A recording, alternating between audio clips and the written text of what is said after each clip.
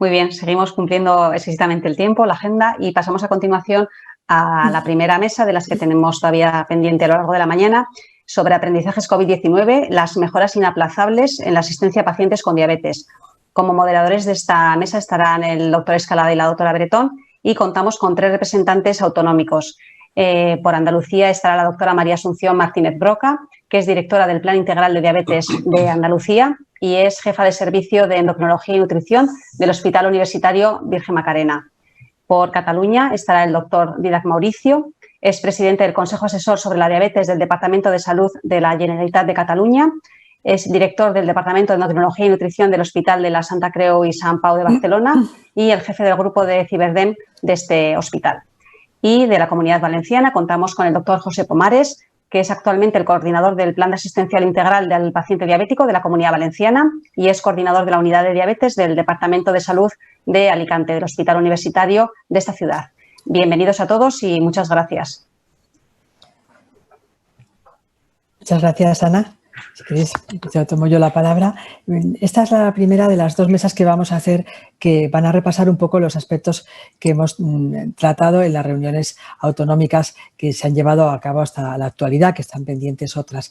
Decir que han sido unas reuniones muy cordiales en las que se han llegado a puntos de acuerdo que nos han parecido interesantes y que, bueno, pues ahí la SEN tuvo un papel solo de facilitar la reunión y de hacer una presentación inicial, y luego fueron las sociedades autonómicas de endocrinología y nutrición de cada comunidad autónoma las que, bueno, pues estuvieron tratando los aspectos más relevantes en su comunidad autónoma con las administraciones en esa autonomía. Al presentar las 15 claves decíamos que, bueno, que se podían resumir en 3 puntos, ¿no? Que si os parece podemos empezar a tratar, ¿no? Uno es la necesidad de facilitar la integración de la información clínica y además en este momento de la telemedicina, que todo lo que sea telemedicina esté integrado en una información clínica que sea accesible a todos, y eso sería, digamos, un bloque un punto importante. El segundo punto sería cómo podemos coordinar mejor la atención clínica utilizando los diferentes niveles asistenciales, y el tercer punto relevante considerábamos que podía ser que no debemos olvidar la atención a las personas más vulnerables, ¿no? Porque uno habla de diabetes y tecnología y esas cosas y piensa en un prototipo de persona, y hay otras muchas que son más vulnerables que tienen gran interés, ¿no? Entonces, si os parece, pues podemos empezar porque los 3 representantes de las 3 comunidades autónomas pues nos den un poco su opinión sobre el primer punto que he planteado, ¿no? ¿Cómo veis qué puntos pendientes, qué estrategias se pueden hacer, cómo veis la situación en vuestra comunidad autónoma, la que estáis representando ahora, en relación con la información, el acceso a la información clínica, si está disponible en diferentes entornos asistenciales? Ya podríamos ir más allá. ¿Cómo pensáis que se podría integrar esta información clínica a nivel de la nación, a nivel europeo? ¿Cómo pensáis que se podría hacer? Si queréis os voy comentando así por según os veo en la pantalla. Primero, pues, Dídac Mauricio. Hola, buenos días. Gracias por invitarme y felicitar al doctor Bengoa por los mensajes que algunos intentamos practicar desde hace unos años y que no es fácil. Y a las sociedades por la oportunidad, obviamente, de participar en esta actividad.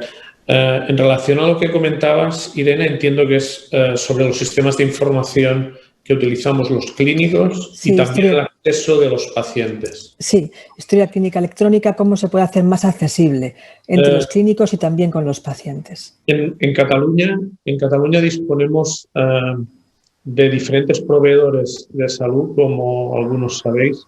El CatSalut es el que los contrata y esto a veces impide que las colaboraciones sean muy fluidas, a veces entre hospital y primaria, porque el hospital no pertenece a la misma organización.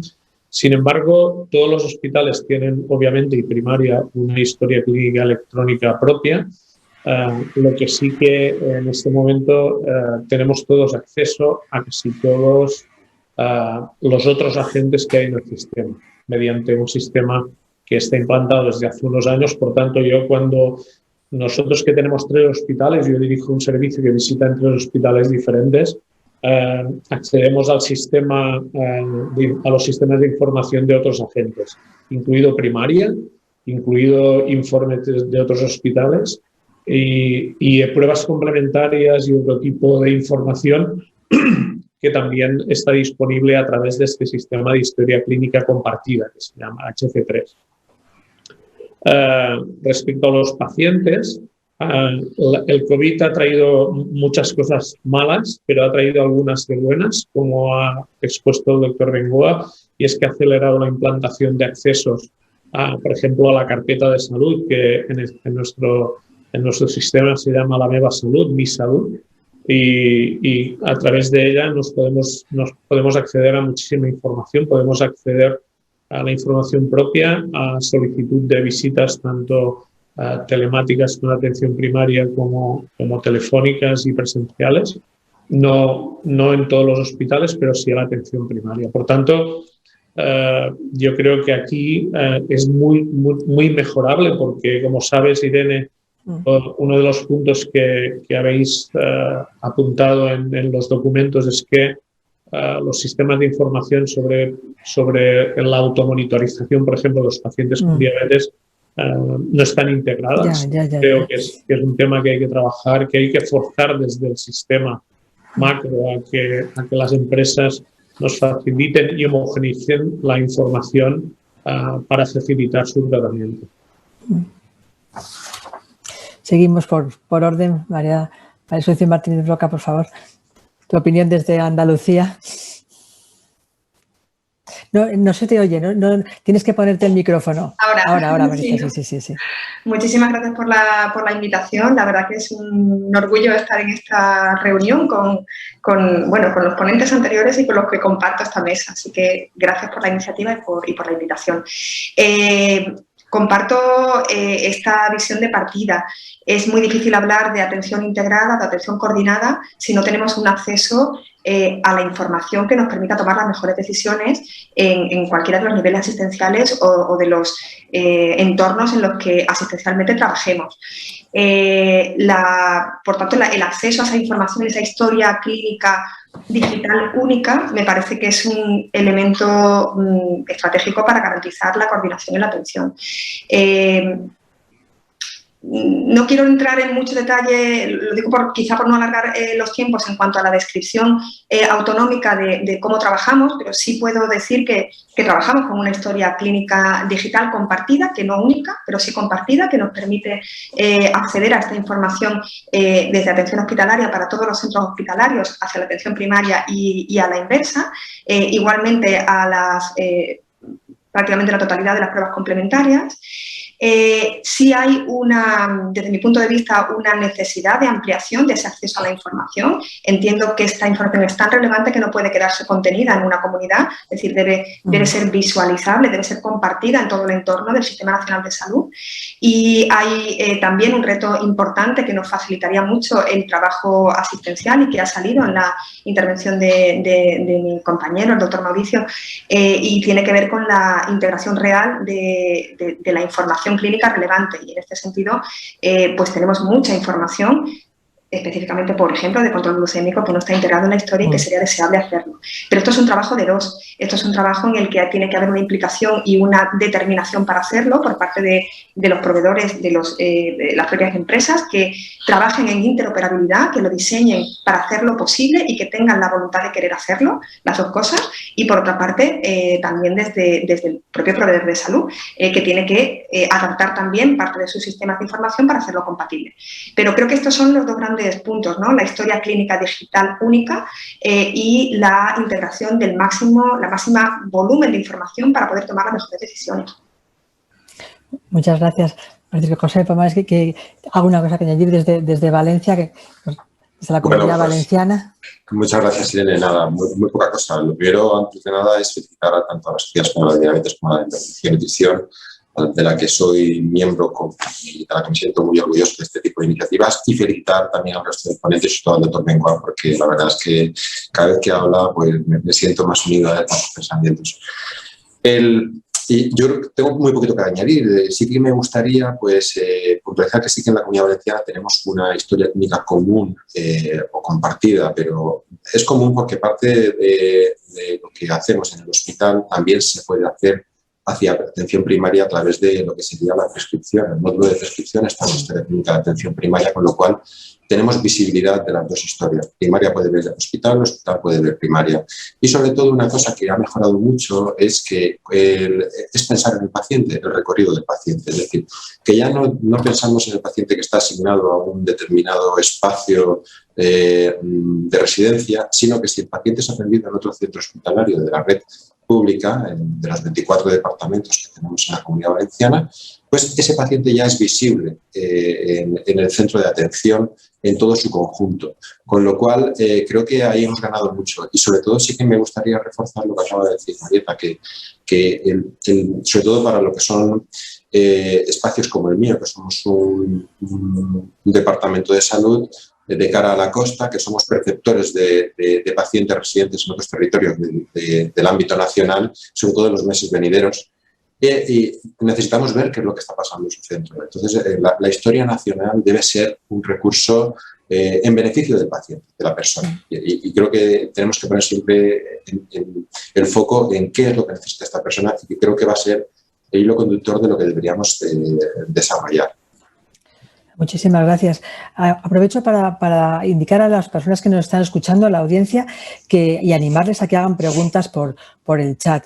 Después con los últimos 10 minutos de esta mesa lo vamos a dedicar a contestar preguntas que manden todos, que por favor animamos a Javier Escalada y yo estaremos recogiéndolas a través de un sistema que tenemos, para que si nos veis mirar un poco al lado es que estamos mirando las preguntas que están entrando. Sí.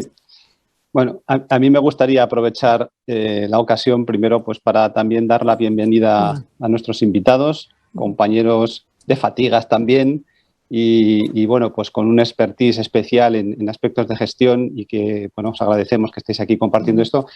Bueno, yo ahora escuchando vuestras respuestas a esta primera pregunta de Irene, la verdad que veo quizá la situación un poco más optimista de cómo la veía. O sea, os he oído hablar de carpetas de salud. En Navarra también tenemos implementada esta solución que la verdad que funciona francamente bien. En ese sentido, yo creo que es una iniciativa parecida a la que comentaba el doctor Mauricio respecto a Cataluña. La historia clínica ahora compartida, pero con la idea de que sea única e incluso nacional, ¿no? Como decía la doctora Martínez Broca, y bueno, pues ahora con lo que también comentaba Paco Pumares en el sentido de prescripción primaria, hospitalaria, bueno, todo como muy integrado y además aparentemente con ese bottom-up que decía antes el doctor Bengoa, al menos así lo interpreto yo. Bien, pero cuando hemos hablado en las diferentes comunidades autónomas con los responsables institucionales, también salía a colación, al menos por parte de nuestros compañeros, presidentes de las sociedades autonómicas que nos acompañaban, que muchas veces para poner todo esto en marcha hace falta recursos humanos, que quizá haga falta igual apretar un poco, y materiales. En ese sentido, ¿veis que esto pueda ser una realidad más o menos cercana? ¿Creéis que se van a implementar o se van a poner también estos recursos que creo que son imprescindibles para poner en marcha estas excelentes ideas? ¿Cómo lo veis? No sé, Paco. Bueno, vamos a ver.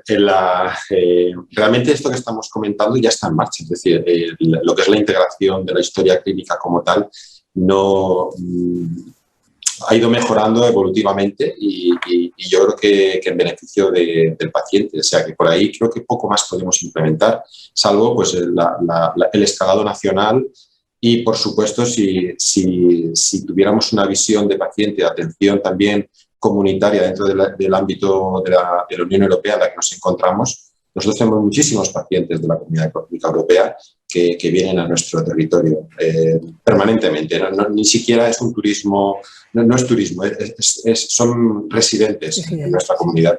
Entonces, creo que si tenemos una visión más macro, tenemos que pensar en este tipo de necesidad también. Evidentemente, tenemos que abordarlo con otros gobiernos, pero bueno, yo creo que eso lo veremos en el tiempo. Si pensamos en personal, es para poner otras iniciativas en marcha. Y yo creo que iniciativas en marcha tienen que ser, pues, por un lado, los recursos de herramientas que sirvan para la integración de los niveles asistenciales, como puede ser precisamente mejoras en la atención. Claro, si hablamos de mejoras en la atención, tenemos que pensar en la necesidad de la persona. La persona que necesita, pues hablamos de educación terapéutica. ¿Vamos a invertir en educación terapéutica? Pues ahí ya estamos dando con una piedra angular de nuestra creencia y de lo que pensamos, que además, como bien ha manifestado antes el señor Perán, el paciente necesita. Entonces, ahí creo que sí que tenemos que pensar en que eso se necesita un recurso. Si tenemos que pensar en mejor recurso asistencial, pues, ¿qué más necesitamos? Mejorar la atención al pie diabético. Pues tenemos que pensar en nuevos profesionales, tenemos que pensar en agendas diferentes, formas de trabajar diferentes. Claro, todo esto es hospitales de día que como se desarrollan en Andalucía y que nosotros no tenemos. Entonces, tenemos ahí una serie de recursos que efectivamente para ponerlos en marcha va a necesitar recursos humanos y va a costar. Soy consciente de que va a costar. Sí, Marieta. Marieta. Sí, estaba intentando ordenar mentalmente, bueno, pues, sobre tu pregunta, ¿no? En cuanto a la dotación de recursos. Efectivamente, yo creo que en el proceso, digamos, de integración, que quizás lo enlazaba con la pregunta de integración, no lo veo directamente relacionado ahí. Sí se ha invertido recursos materiales y humanos en aspectos relacionados con la comunicación telemática. Ahí creo que todos hemos tenido experiencia en nuestros sistemas de salud de que se ha invertido y se han implementado herramientas de comunicación que hubieran tardado años y que han permitido la comunicación entre profesionales o la comunicación entre pacientes y profesionales con herramientas telemáticas corporativas seguras, que era una necesidad que teníamos. Creo que las necesidades de recursos orientadas a la mejora de la atención y de la coordinación, desde mi punto de vista, son de cantidad. Hace falta más recursos, específicamente donde detectamos una mayor necesidad es fundamentalmente en enfermeras, en educación terapéutica. Yo creo que eso puede ser algo transversal, común a todo el territorio. Ahí vemos una necesidad de cantidad, necesitamos más. Una necesidad de calidad, necesitamos perfiles específicos. Las competencias se dan por hecho, es decir, sabemos que las enfermeras educadoras necesitan unas competencias expertas, pero no solo eso. Necesitamos puestos específicos reconocidos en determinados puntos clave, que mejoren la formación y mejoren sobre todo la coordinación, porque hablamos mucho de coordinación, pero para poder ejecutar la coordinación necesitamos perfiles orientados a establecer esos canales de comunicación y estas figuras son clave. Estas figuras de enfermería, que nosotros llamamos de práctica avanzada, pueden jugar un papel fundamental en la comunicación en pacientes de especial complejidad, ¿no? Tenemos figuras parecidas con esa visión transversal, que son las enfermeras que aquí llamamos gestoras de casos o enfermeras de enlace, ¿no? Tienen ese papel muy, muy importante. Y luego necesitamos también perfiles nuevos. Y hay dos necesidades que vemos también claras. Voy a decir la primera porque Paco, que parece que pensamos a veces en paralelo, me ha apuntado la primera. Tenemos una necesidad importantísima de mejorar la atención al pie diabético y en este sentido vamos a apostar y queremos apostar, y así lo hemos pedido, por la incorporación, por ejemplo, de la figura del podólogo en el sistema de salud, que no tenemos incorporado y que creemos que junto con una innovación organizativa en la atención podría mejorar la atención al pie diabético. O sea, que he intentado resumirlo, no sé si lo he conseguido, seguro que se me quedan cosas en el tintero. Muchas gracias. Didac. Bueno, yo creo que a diferencia de Marieta y Francisco, ellos son responsables de planificación, lo cual les da una perspectiva muy importante. Yo soy presidente de un consejo que es un consejo asesor, es un cargo institucional, pero que lo que hace es presidir un consejo donde están todas las partes, incluyendo los pacientes, que es una parte muy importante, y nosotros, en todo caso, emitimos recomendaciones o respondemos a consultas del Departamento de Salud. Por lo tanto, ya me gustaría poder planificar cosas. En mi caso, esto no es posible, pero coincido con ellos y, por tanto, os pido que tengáis en cuenta esto. Yo no soy un planificador, desgraciadamente, y ellos al menos tienen un cierto capacidad de influencia en la planificación, lo cual es muy bueno. Lo que sí que voy a añadir a lo que han comentado es que recursos hacen falta. Al principio, mi compañero Toni Pérez apuntaba la preocupación por los recursos que van a venir de Europa, que van pocos proporcionalmente a salud. Sí que me gustaría que una parte de esos fondos se utilizasen para procesar. O sea, hay dos temas en salud muy importantes. Generamos muchísimos datos que no utilizamos para tomar decisiones. Estoy hablando a nivel general y estoy hablando a nivel micro. Y más concretamente en lo que será el futuro de la medicina de precisión. Espero que, sabiendo que los datos mundiales que circulan, aproximadamente un 30% de los datos que circulan en el mundo son datos relacionados con la salud, espero que al menos venga dinero para intentar que de todos los datos que circulan en el sistema, utilicemos herramientas para que estos datos bien procesados con los sistemas actuales de inteligencia artificial nos informen decisiones. Y eso yo creo que es importantísimo. Sí, al menos esa parte de los recursos creo que es importantísimo. Y la otra cosa, estoy absolutamente de acuerdo, yo tengo una debilidad que es el pie diabético. Yo siempre digo que a veces los facultativos adjuntos de un servicio salen en dirección contraria a donde está un pie. Yo creo que esto lo estamos cambiando. Es una complejidad tremenda que produce muchos gastos. Y pienso que el ejemplo del pie nos debería de ayudar a romper las barreras dentro del propio hospital, pero también con primaria. Porque sabéis, los que conocéis el tema del pie, y es un paradigma para otras complicaciones, hay un problema de continuidad asistencial importante. La gestión de casos, en este caso, por algunos compañeros que lo han comprobado, la gestión de casos es fundamental. Y la otra cosa que me gustaría incorporar de lo que ha dicho Rafael Bengoa es que dejen a los clínicos y a los pacientes de la mano para que organicen desde abajo, bottom-up, iniciativas. Yo creo que eso es fundamental. Y el ejemplo lo tenéis en los primeros hospitales de día que se fundaron en el país, fueron de esta manera. Cuando alguien les dejó que organizaran la asistencia de otra manera. Yo pienso que es fundamental eso. No, la verdad es que no. Bueno, muchas gracias. Bueno, da gusto el conversar con gente experta como vosotros, porque con una pregunta salen 800 aspectos salen varias sobre cosas, los que podríamos estar hablando 1000 horas. Si acaso, Irene, por terminar un poco esto que había abierto, había metido un poco con calzador el tema de los recursos, pero habéis entrado al trapo estupendamente y habéis mostrado cómo es verdad que haría falta pensar eso, pues en lo que decíais, en aumentar el número de educadores, pero también en definir su perfil, incluso perfiles de otros profesionales. Por ahí quería un poco entrar. El del podólogo parece que los tenemos todos ya cada vez más asumido, pero hay otros perfiles de profesionales que quizá a veces cuando hablamos de ellos parece que estamos pidiendo cosas excesivas. Me refiero concretamente al psicólogo o incluso al experto en educación física. Si queremos prevenir cosas, ¿os parece que también deberíamos vamos a utilizar presionar, pero en el buen sentido de la palabra, para incorporar a estos profesionales a nuestros equipos? ¿Cómo veis este aspecto? Y al dietista nutricionista, perdona Javier, porque en algunas comunidades autónomas las reuniones han tocado específicamente este punto, en algunas de las autonomías.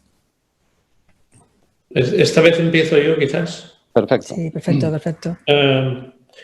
Yo creo que en el país hay una gran asignatura pendiente que se llama, nuestros compañeros de atención primaria son especialistas en medicina familiar y comunitaria. Y no sé cómo está en el resto de comunidades, pero la comunitaria es una gran asignatura pendiente. Y ahí es donde entra el papel de la prevención, que recae mucho sobre la atención primaria.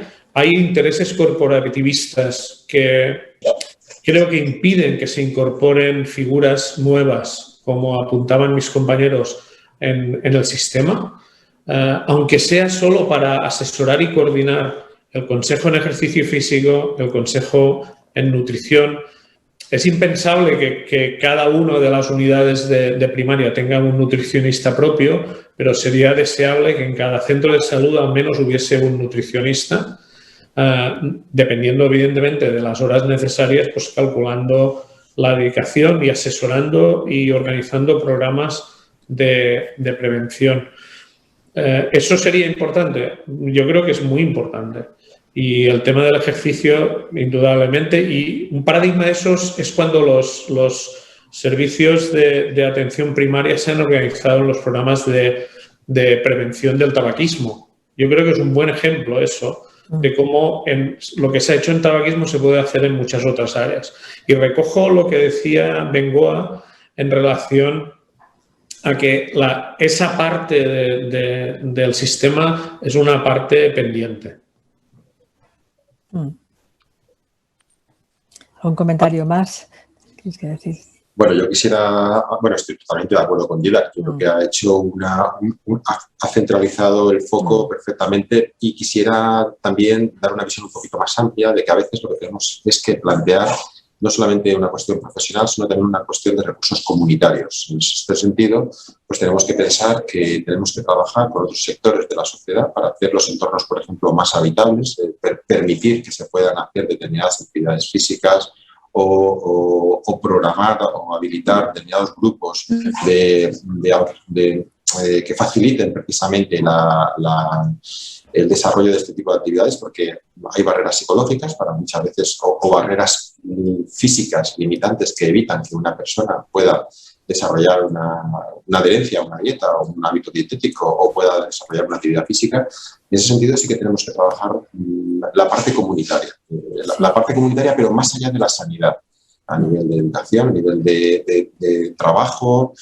En ese sentido, bueno, pues nosotros sí que hace unos años empezamos a trabajar con Salud Pública una estrategia muy interesante de alimentación saludable y de actividad física con otros sectores muy transversal dentro de la sociedad, pero bueno, como tantas iniciativas hay cambios y se queda eso en el cajón, pero bueno, creo que esté en el cajón significa que puede salir alguna vez y creo que si desde foros como este se le da la importancia que se merece, probablemente abordemos la prevención, y no solamente la prevención, sino como parte del tratamiento de la diabetes, que se nos olvida que muchas veces es lo justo y necesario para que se optimice mejor un recurso farmacológico, que ese recurso farmacológico tenga un resultado en salud sin complicaciones y que nos lleve a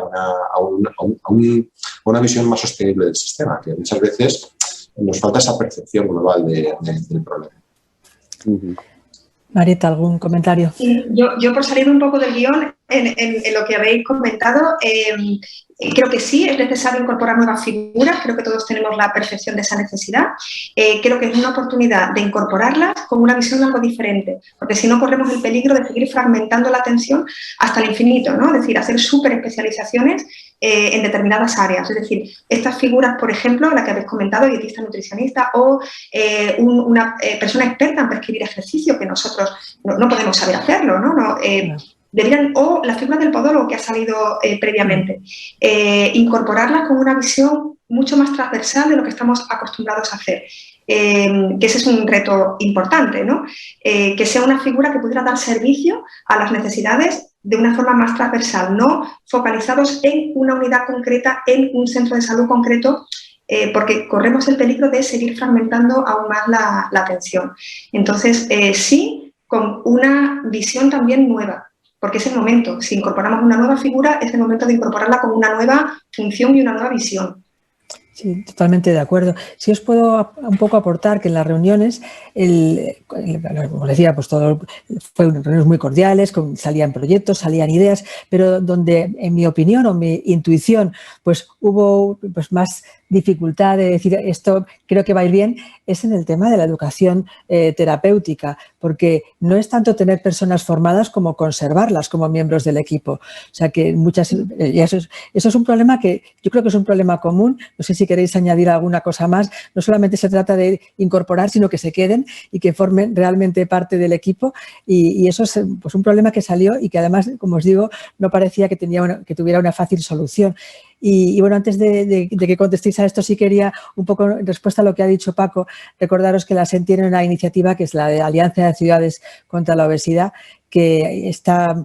La ciudad de Valencia, la ciudad de Granada forman parte, iríamos a Sevilla, se está relanzando de nuevo esta idea y que podemos ayudar, yo creo, todos a que iniciativas locales que se están haciendo, iniciativas no solamente en entorno comunitario, sino en otro, creo que las sociedades científicas y lo que estamos haciendo ahora puede ayudar a que sean puntos de encuentro donde se puedan compartir iniciativas que han ido bien o que han ido mal, para que todos podamos aprender de iniciativas ajenas, ¿no? Y yo creo que la iniciativa de las ciudades es buena y que podamos servir para que buenas prácticas se puedan compartir.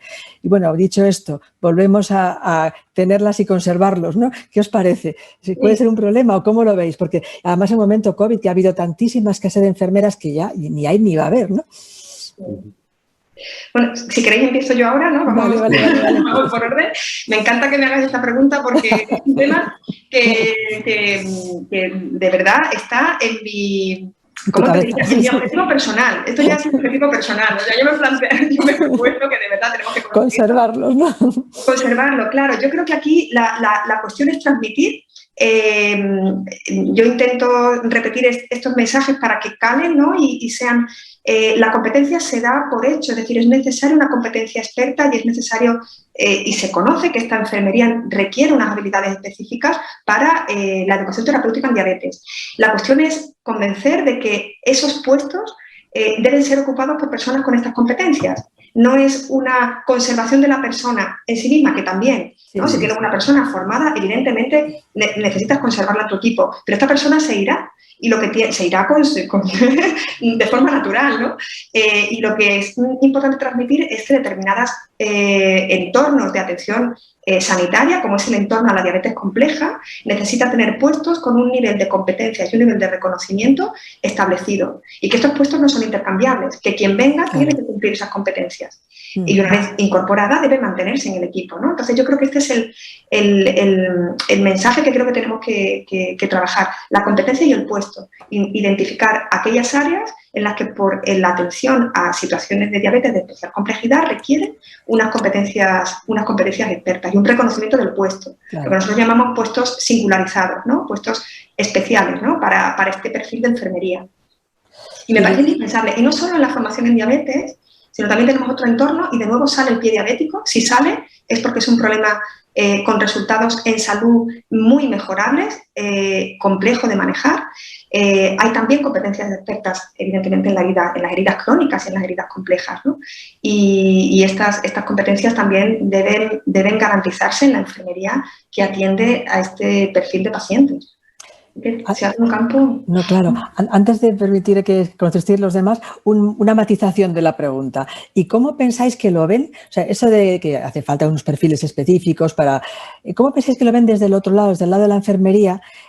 No me refiero a la enfermería, a la enfermera o enfermero que está dedicado a estos problemas, sino a los gestores de la organización de los recursos en enfermería. ¿Comparten esta opinión o prefieren tener personas intercambiables? Ya la pregunta es un poco más directa, ¿no? ¿Me permito empezar yo? Sí, Paco, por incontinencia, ¿verdad? Vamos a ver.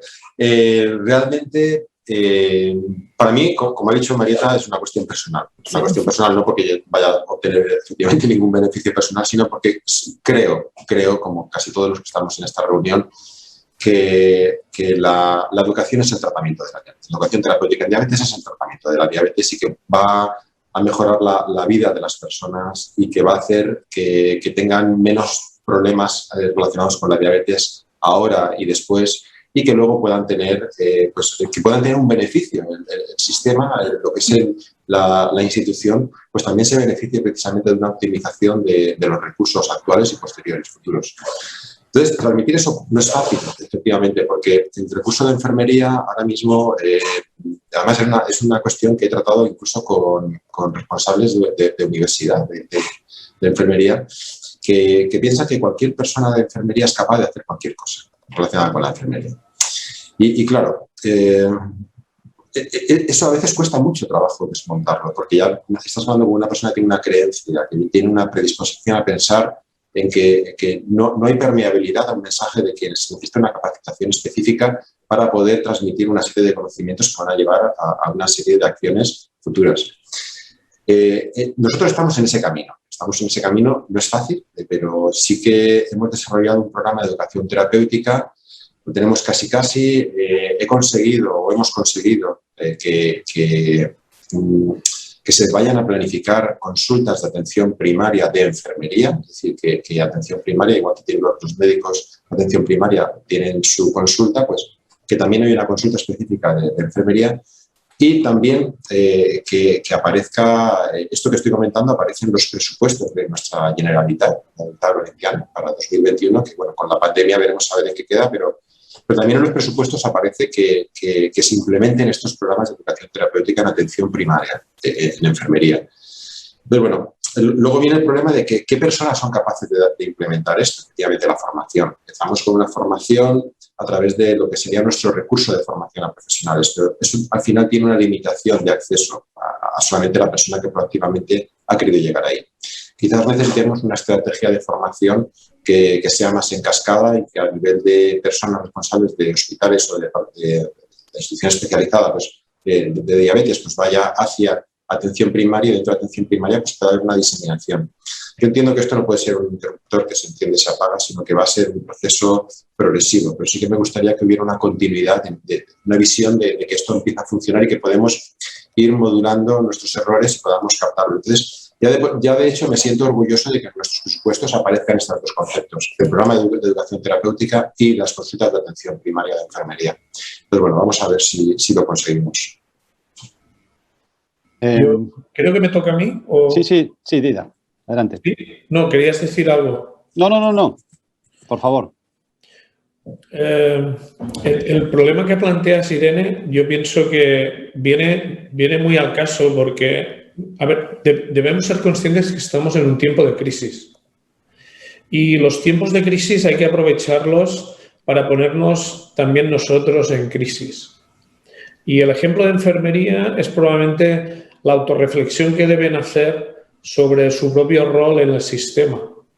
Y lo que no hay duda, porque ponemos todo el rato el ejemplo del pie diabético, es que debemos adaptar nuestra organización y los roles y nuestro nivel de expertise a cada paciente. Y eso quiere decir que enfermería se debe adaptar a eso, los perfiles deben responder a las necesidades de los pacientes. Y cuando digo eso, hemos utilizado el ejemplo de enfermería, pero probablemente debemos utilizar el ejemplo de nuestros compañeros de primaria, que a lo mejor la atención a la diabetes pueden empezar a plantearse, como han hecho en otros ámbitos, para empezar a tener roles específicos para algunas áreas de cronicidad que requieren cierta especialización.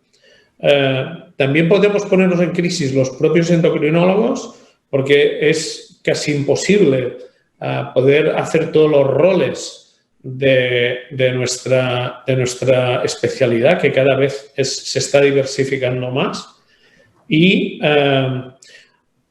también, pues, por ejemplo, para los podólogos. No nos sirve cualquier podólogo. Un podólogo no formado en atención al pie diabético, tú no puedes coger ni una nutricionista ni un podólogo a hacer nutrición o podología del pie diabético sin una formación previa. Y eso es, si alguien se piensa que contratando a un podólogo tiene el problema del pie diabético arreglado, va arreglado, porque no soluciona nada un podólogo. Soluciona la organización incorporando las especificidades de experiencia y formación necesaria para poder atender a esos pacientes. Y eso hace que lo de los silos que comentaba Rafael Mengoa, debamos de ponernos en crisis. Yo soy un jefe de un silo pequeño y a lo mejor la intención será que hay cosas de los silos que no las puede manejar un gestor del silo, sino que lo tiene que hacer el proceso. Y ya el desideratum máximo es que la diabetes de un territorio es responsabilidad de un equipo que trasciende el hospital y la primaria y responde con resultados ante el Departamento de Salud, porque sería deseable que quien planifica la atención de un territorio específico pueda modular los roles y la organización no del hospital, sino de todo el sistema. Muchas gracias, Didac. Sí me he ido demasiado del tema. No, me parece que es una reflexión muy interesante que además está dentro de lo que se ha estado comentando durante toda la mañana y de la transversalidad y de que un profesional tiene que estar integrado dentro de un proyecto y no de manera individual, si no esto no funciona, está clarísimo, ¿no? Estamos con muy poquito tiempo ya restante, 1 minuto y medio. Tenemos un par de preguntas de los asistentes que ya que les invitamos a hacerlas, vamos a intentar responderlas, aunque sea muy brevemente. Me voy a tener que mover un poco porque tengo aquí el segundo dispositivo, igual salgo de foco, pero ahora vengo, ¿eh? Entonces, una de ellas nos la hace Dani Rollo. Nos dice, buenos días, enhorabuena por la mesa. ¿Cómo está la presencia de profesionales gestores en diabetes en las comunidades autónomas? Porque en la mesa hay 2, Andalucía y Valencia, algo necesario para mejorar la gestión en diabetes de una comunidad autónoma. No sé si sabéis de otras comunidades autónomas en las que también cuenten con, especialistas en endocrinología y nutrición en sus equipos. Esa sería una de las preguntas. ¿No lo conocéis? No sabéis, Disculpa, ¿no? Javier, ¿profesionales de endocrinología en la gestión a qué nivel? Pues al nivel que pueden estar, por ejemplo, pues tanto el doctor Pomares como la doctora Martínez Broca. A ese nivel. Yo ya os he contado nuestra comunidad, el cargo que realizo desde hace medio año, sustituí a Eduardo Montaña, que estuvo durante bastantes años, y es un cargo que es a propuesta de la sociedad científica, que propone 3 candidatos y el Departamento de Salud elige 1. Y no tenemos ningún rol en la planificación en nuestro caso. Sí, tenemos, para que nos entendamos, capacidad de influencia a través de un órgano que recoge a todos los agentes involucrados, desde los profesionales, el propio sistema y los pacientes sobre todo, que tienen mucha presencia.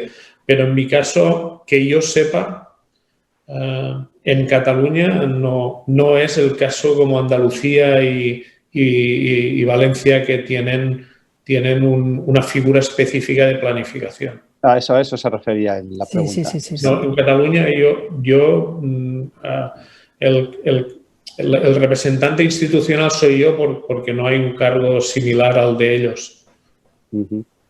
En otros territorios sí que es cierto que la figura que aparece es el responsable de cronicidad y aparece la diabetes dentro de una estrategia de cronicidad. Yo creo que es un error, porque la diabetes sí que tiene una serie de... es un error, es algo matizable, porque realmente la diabetes comparte muchos problemas de cronicidad y efectivamente pues a lo mejor se necesita una visión más de medicina interna o otro recurso dentro de los profesionales de la sanidad que aporten. Pero eso se puede salvar integrándolos dentro de lo que sería la propia estrategia de la comunidad. Creo que es necesario que haya una persona de endocrinología responsable de la política o la planificación dentro de la diabetes, porque somos capaces de ver la visión de atención primaria y también de pediatría. La diabetes es mucho más, a menos que parcelemos ya la diabetes en diferentes etapas de la vida o diferentes diagnósticos, ¿sí? Y entonces ya sí que solamente nos tengamos que quedar como diabetes tipo 1 o diabetes tipo 2 con muchas complicaciones. Entonces, esa visión que podemos aportar transversal creo que es muy enriquecedora. Evidentemente, no significa que solo tengamos que ser responsables de endocrinología o profesionales de endocrinología o responsables de la diabetes. Creo que cualquier profesional que tenga este tipo de capacidad de visión o persona, no voy a hablar de profesional porque, por ejemplo, Dani Rollo, al que conozco personalmente y al que admiro, es una persona que podría ser perfectamente responsable de un plan de diabetes. Sí, de acuerdo.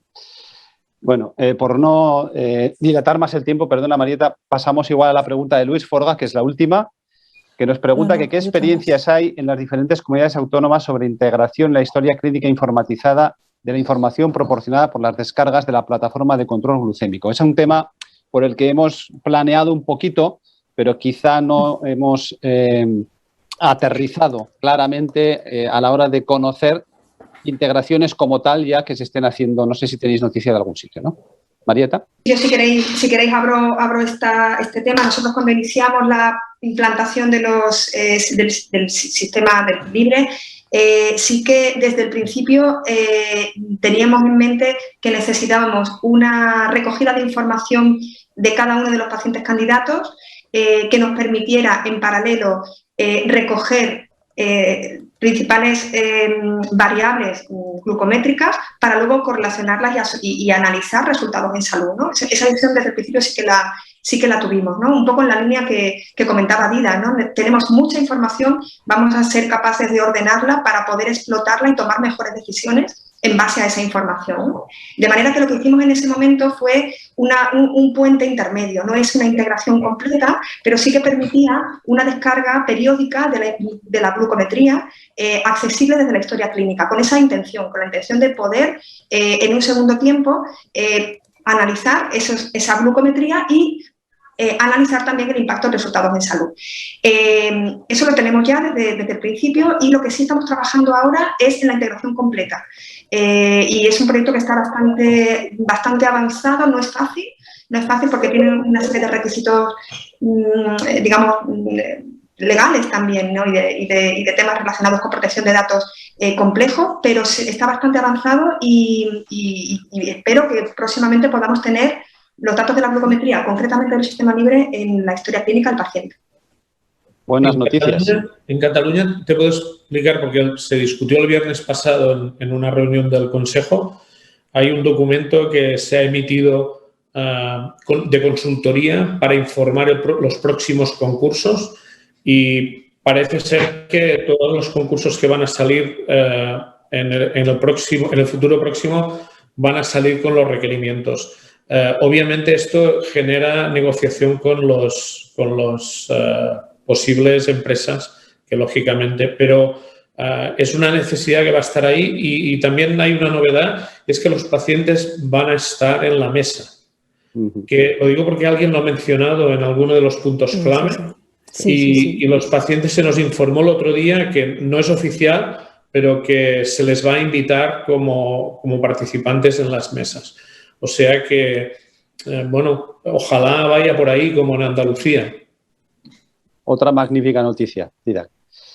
Me dicen que hay una última que no voy a preguntarla, que es a modo de reflexión, que si me vais a permitir la voy a comentar. Mauro Boronat os da la enhorabuena y de acuerdo con la mayoría de las líneas comentadas. De cara a ofrecer un enfoque poblacional es clave la colaboración entre niveles asistenciales, pero esto debería pasar por el establecimiento de objetivos comunes en salud para atención primaria especializada, incentivos comunes a los profesionales para la consecución de esos resultados. No sé si hay iniciativa en esa línea en alguna comunidad. No sé si os da tiempo alguno a comentarla, pero sí que es verdad que este es otro de los aspectos que también muchas veces hay que tener en cuenta cuando queremos poner en marcha cualquier proyecto, ¿no? Estos incentivos comunes en los dos sistemas y que nos faciliten el remar juntos, ¿no?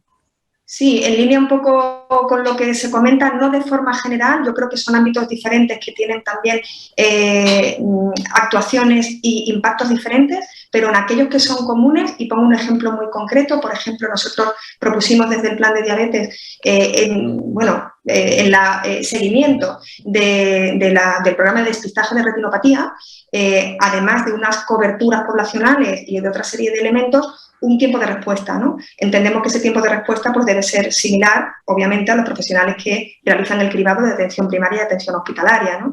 Es decir, que desde el plan de salud sí que proponemos objetivos que entendemos que son transversales y deben ser comunes cuando la atención y las actuaciones son comunes. En otros, quizá no es tan claro, ¿no? Y tendríamos que establecer otro tipo de objetivos, porque es verdad que el perfil de los pacientes que atendemos son diferentes y deben ser diferentes y en etapas diferentes de su vida, ¿no? Pero sí, a la propuesta general de hacer confluir objetivos para trabajar juntos en líneas que son comunes, sin duda. Muy bien. Bueno, pues muchas gracias a todos. Muchísimas gracias por vuestra participación y por vuestras brillantes intervenciones.